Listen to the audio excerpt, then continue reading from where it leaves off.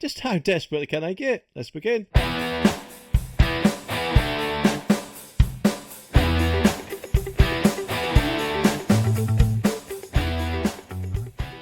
Well, EVs apparently are taking a little bit longer to roll out than what I'm guessing the government would like. Obviously, of course, they had to push back the 2030 deadline to 2035 when, of course, all new petrol diesel cars cannot be sold. So it just makes me wonder if they're going to push it back even more if more and more people just don't buy EVs. And what is the reason for this? Could it be the lack of chargers, the speed of charging? No, apparently, according to this, they're blaming Mr. Bean. Mr. Bean himself, Rowan Atkinson. Can you believe it?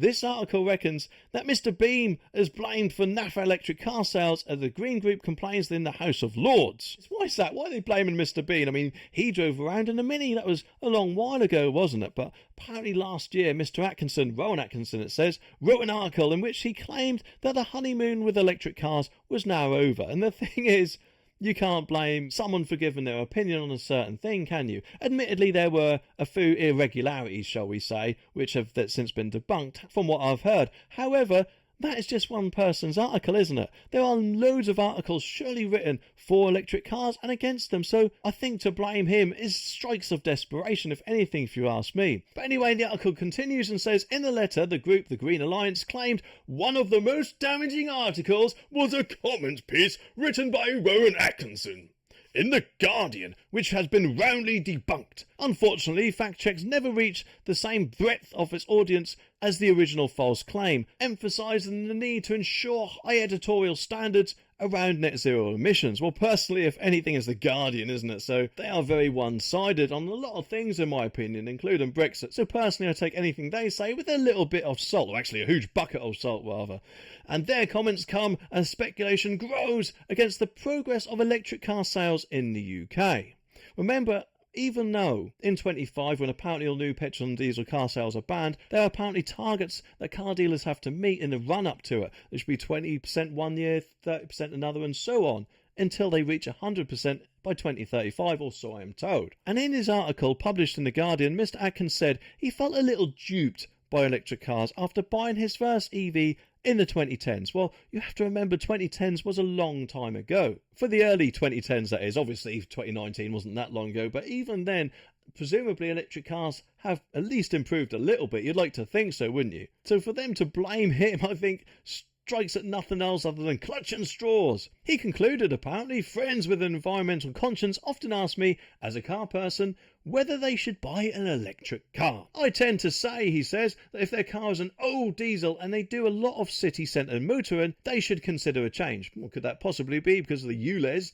I think it probably would be. Because obviously you have to pay £12.50 a day if your car is a certain year, don't you? Otherwise, he says, hold fire for now. Electric propulsion will be real global environmental benefit one day, but that day has yet to dawn. So what is their problem? I mean, surely he's saying, in their eyes, which obviously they want the whole green agenda, don't they? He is saying that it will be happening one day, but not yet. What's their problem with it? The fact that he wants people to switch from diesel to electric if they do motor, and surely you'd like to think they'd be happy with that, because isn't that going along with what people like Sadiq Khan want?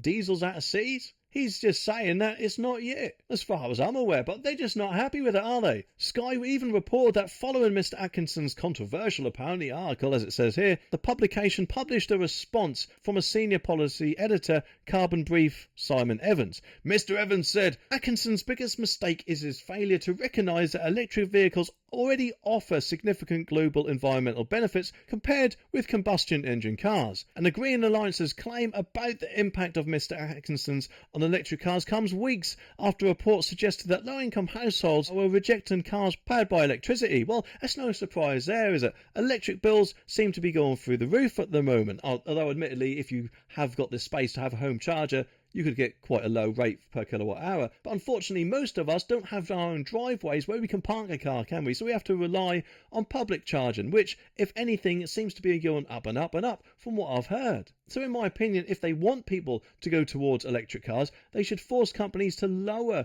the price of public charging, because at the moment, it does appear that it's cheaper to actually drive petrol or diesel if you go to the ultra-rapid chargers, which, let's face it, a lot of EV drivers are going to do, aren't they? Because they don't want to just sit around waiting for it to charge, do they? And not only that, of course, but EVs compared to combustion engine cars are quite expensive, aren't they? Unless you lease a deal, apparently there are some cheaper leases out there, from what I've heard anyway.